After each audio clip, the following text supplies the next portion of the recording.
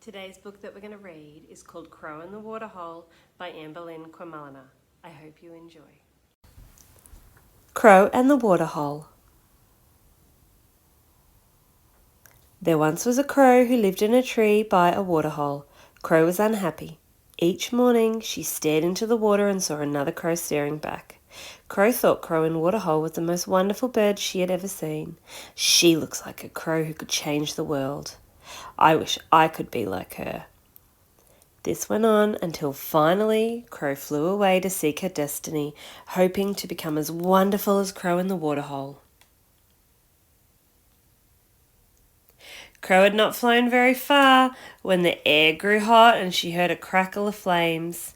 Looking down, she saw a fire racing across the ground towards a tiny green gum tree.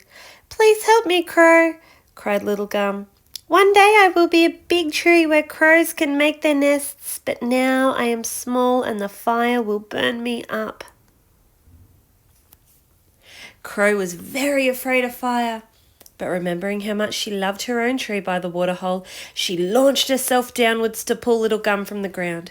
She carried him until she found a river surrounded by many trees and placed him gently in the earth.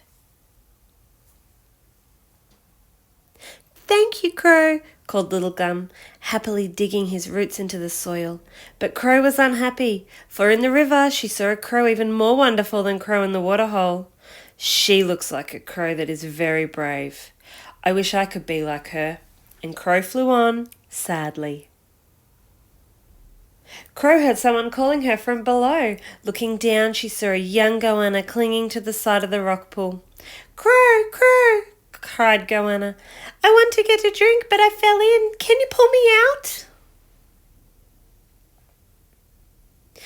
Crow saw the sides of the pool were not steep, and Goanna, though young, was big and strong.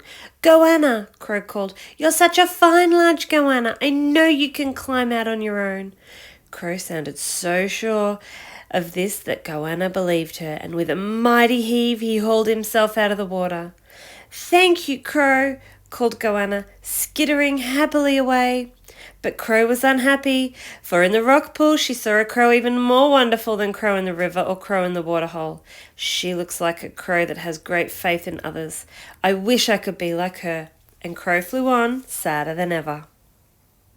Soon dark clouds filled the sky, lightning flashed, thunder roared, and it began to rain.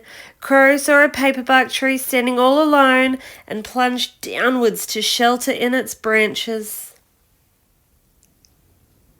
"Oh, Crow," cried Paperbark, "you are my first visitor in such a long time. I was burned in a fire and lost all of my leaves. Now I have grown back bushier than ever, but the animals have forgotten me. Can you sing to remind them I am here?" Crow didn't like to sing because the other birds teased her about her harsh voice. But she felt sorry for Paperbark, so when the storm passed, she flew around calling loudly, "Caw, caw! Poor Paperbark, all alone! Come see Paperbark, all strong and green! Caw, caw!" Crow's voice carried a long way and animals began to follow the sound. Ants marched, lizards crawled, and birds flew until all of Paperbark was filled with life. "Thank you, Crow," called Paperbark, rustling his branches happily. But Crow was unhappy, for in a puddle left by the rain she saw a crow even more wonderful than Crow in the pool, Crow in the river, or Crow in the waterhole. "She looks like a crow with a kind heart. I wish I could be like her."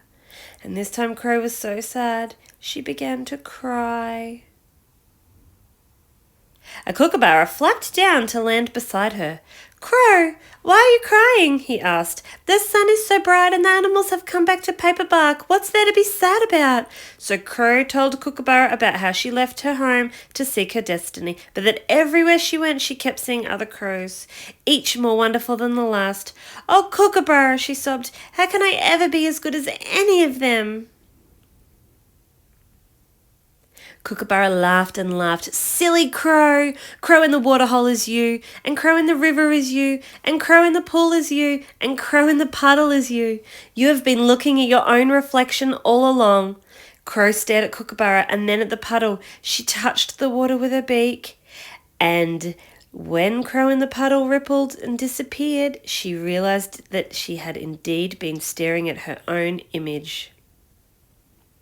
Happy at last, Crow returned to her tree by the waterhole, but this time when she looked into the water, she saw a crow that was brave, faithful, kind and wise, and she knew that crow was her.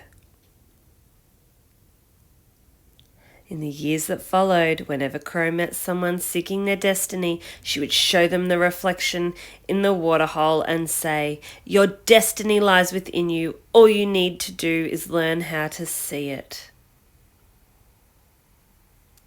What a beautiful book.